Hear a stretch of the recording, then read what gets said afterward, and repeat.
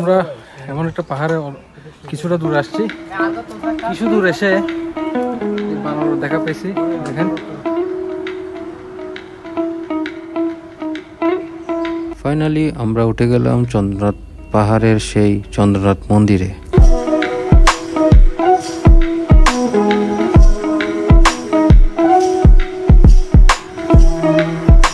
বিবাহ করেন নাই? না। তাহলে আপনি চিনবেন না। মুরব্বি নতুন নতুন এটা ঘিরে ঘিরে আপনি কোথায় যাচ্ছেন? আমি তো একটা ট্রাভেল হয়ে যাচ্ছি ভাই। আপনাদের এখন বাজে 5:30, অর্থাৎ ভোর 5:30। আপনি এই সকালবেলা কোথায় যাচ্ছেন? আসলে আমাকে পাল দিলে ঘুম থেকে ভাই, নাইলে আমি আসতাম না এতক্ষণে জীবনে। হ্যালো গাইস, আমরা এখন চলে যাচ্ছি চন্দ্রনাথ পাহাড় অর্থাৎ সীতাকুণ্ড। আমরা অলরেডি কাপ্তাই রাস্তার মতো এরিয়াতে সবাই জড়ো হয়েছে। আমার টিম মেম্বার সবাই একে একে পরিচয় হয়ে নিই সবাই। হ্যালো, আমার নাম মোহাম্মদ হাসান। আমার নাম মোহাম্মদ আরফাত। আসসালামু আলাইকুম। বরাবরের মতো রিয়া। আমি মোহাম্মদ করিম এবং আমি মোহাম্মদ হৃদয়। তো আজকে আমরা যাচ্ছি সীতাকুণ্ড। তো গাইস, আমরা এখন সকালবেলা সবাই যেখানে জড়ো হয়েছি এবং বরাবরের মতোই আপনাদের আজকে ব্লগ 20 নিয়ে আপনাদের সামনে চলে আসছি। তো আপনারা সবাই আমাদের সাথে থাকুন। চলুন, সীতাকুণ্ডতে দেখা হবে। সকালবেলার নাস্তা আমরা প্রথমেই সেরে নিলাম খাওয়া দাওয়া শেষে। তারপর চট্টগ্রামের একেখান মোড় থেকে বাস যোগে সরাসরি আমরা সীতাকুণ্ডর উদ্দেশ্যে রওনা দিলাম। জনপ্রতি 50 টাকা করে ভাড়া পড়েছিল।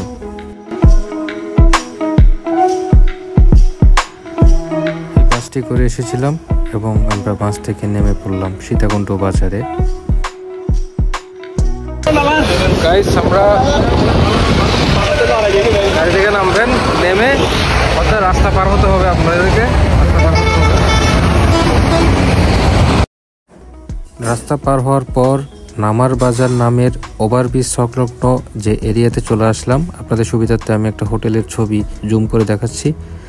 এবং এখান থেকে সিএনজি যোগে আমরা চলে যাব চন্দ্রনাথ পাহাড়, যেখান থেকে জন প্রতি 20 টাকা করে ভাড়া নিতে পারে। তো আমরা একটা দরদাম করে 90 টাকায় রিজার্ভ নিয়ে নিয়েছিলাম। গাইস, আমরা এখন লাঠি নিচ্ছি সবাই একটা করে। এখন 30 টাকা দিতে হবে। যাওয়ার সময় ওনারা আমাদেরকে আবার 20 টাকা রিটার্ন করবে যদি লাঠিটা জমা দিই, কোনো সমস্যা না হয়। আবার আপনারা যদি লাঠি ভেঙে ফেলেন তাহলে সেক্ষেত্রে হয়তো বা ওনারা নিবে না। আর অথবা আপনারা এখন 30 টাকা জমা দিতে হবে, যাওয়ার সময় 20 টাকা রিটার্ন দিবে। এবং হচ্ছে 10 টাকা ওনাদের, মূলত লাঠির দাম হচ্ছে 10 টাকা। লাঠি নেওয়ার পরেই আমাদের গন্তব্য এখান থেকে শুরু। চলুন বিস্তারিত ভিডিও দেখতে থাকি। আমরা আজকে যেখানে উঠছি সেটা হচ্ছে চন্দ্রনাথ পাহাড়। চন্দ্রনাথ পাহাড়ের উপর রয়েছে চন্দ্রনাথ মন্দির। এই চন্দ্রনাথ পাহাড়টি সনাতন ধর্মাবলম্বীদের একটি তীর্থস্থান, যেটির উচ্চতা 1017 ফুট। পৌরাণিক স্মৃতি বিজড়িত অসংখ্য মঠ মন্দির আছে এই পাহাড়ে। প্রতি বছর ফাল্গুন মাসে শিব চতুর্দশী মেলা হয় চন্দ্রনাথ পাহাড়ে। প্রচলিত আছে নেপালের এক রাজা স্বপ্নে আদিষ্ঠিত হয়ে পৃথিবীর 5 কোণে 5টি শিব মন্দির নির্মাণ করেন। এর মধ্যে চন্দ্রনাথ পাহাড়ের শিব মন্দির অন্যতম। এইটুকু গেট বরাবর এসে আপনারা 2টা রাস্তা দেখতে পাবেন, একটা হচ্ছে সিঁড়ি আর একটা হচ্ছে পাকা রাস্তা দিয়ে উপরে ওঠা। তো আপনারা যেটা করবেন, পাকা রাস্তা ধরে হাঁটতে থাকবেন। চন্দ্রনাথ পাহাড়ের চূড়ায় উঠলেই শিব মন্দিরের দেখা পাওয়া সম্ভব, তবে এর জন্য আপনাকে পাড়ি দিতে হবে 2200 এরও বেশি সিঁড়ি। গাইস, আপনারা এখানে খুব হালকা জাতীয় পোশাক নিয়ে আসবেন। আমরা যদিও একটু শীতকাল হিসেবে খুব ভারী জিনিস নিয়ে আসছি, আপনারা চাইবেন ব্যাগ না আনার জন্য। কোনো স্থানের সিঁড়িগুলো এতটাই পিচ্ছিল ও সংকীর্ণ যে ওঠা বিপজ্জনক হতে পারে। আর বুঝতেই পারছেন, সামান্য দিক সেদিক হলেই পা পিছলে পড়ে যাবেন পাহাড়ের খাদে।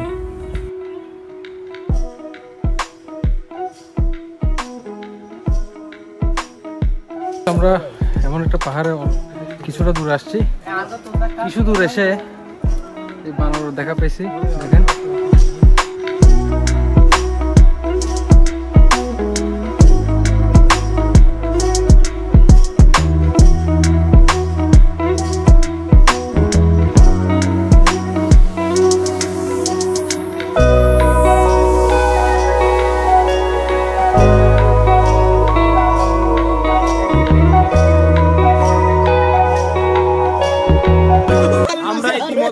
অর্ধেক পথ অতিক্রম করে ফেললাম, আরো কতটুকু আছে আমরা জানি না। আমাদের দেখার জন্য কতগুলো অতিথি চলে আসছে, ওদিকে দেখেন আপনারা। প্রায় 1.5 ঘন্টা আরোহণের পর চন্দ্রনাথ মন্দির পৌঁছানোর আগে বিরূপাক্ষ নামের আরেকটি মন্দির পড়বে। চাইলে সেখানে কিছু সময় বিশ্রাম নিয়ে নিতে পারেন। এখান থেকে সীতাকুণ্ড শহরের ও সমুদ্রের এক অদ্ভুত দৃশ্য আপনি দেখতে পাবেন।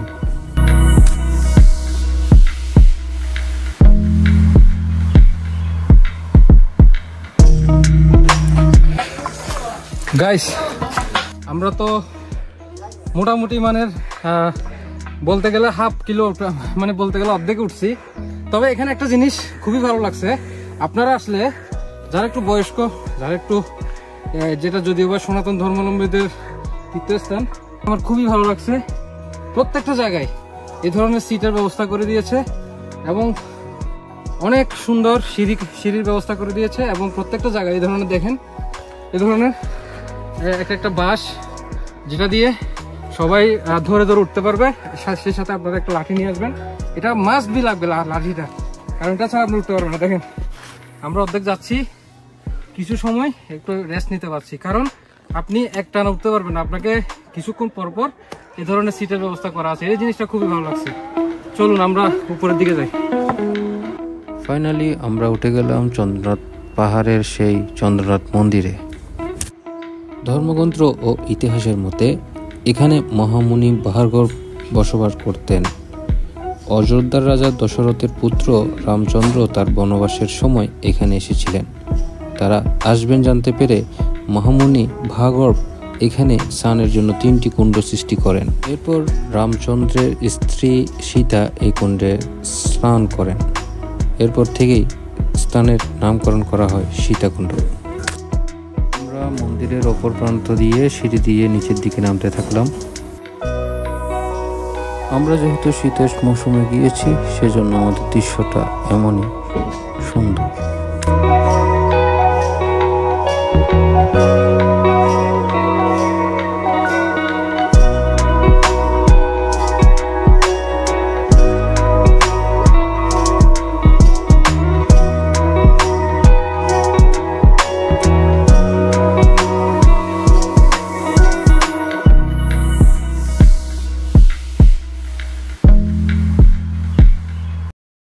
মুখে ব্যবহার করে দাগ পাহাড়ের চন্দ্র মিছিল বলে গেলাম। এটা তো সত্য, এটা কিভাবে কি করবো?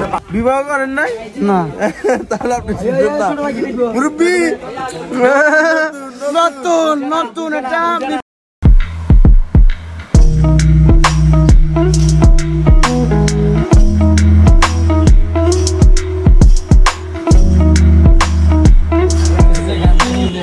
গাইস, আমরা এখন ট্রেকিং শেষ করে অলরেডি চলে যাওয়ার সময় হয়েছে। আপনাদেরকে এতক্ষণ পর্যন্ত আমাদের ভিডিও দেখার জন্য অসংখ্য অসংখ্য ধন্যবাদ। তবে এখনও কিন্তু আমাদের আরেকটা জার্নি বাকি আছে, সেটা হচ্ছে আখিলপুর বিচ। আপনারা যদি আখিলপুর বিচ দেখতে চান, অবশ্যই পরবর্তী ভিডিওতে ক্লিক করবেন, লিঙ্ক ভিডিও ডিসক্রিপশনে দেওয়া থাকবে। আর না হয় আপনারা যদি সাবস্ক্রাইব করে থাকেন, আপনাদের নোটিফিকেশন আকারে চলে যাবে। তো চলুন আখিলপুর বিচে দেখা হবে। আর একদিনে আপনারা কিভাবে 2টা ভ্রমণ ঘুরবেন সে বিষয়ে চোখ রাখুন আমাদের চ্যানেলে।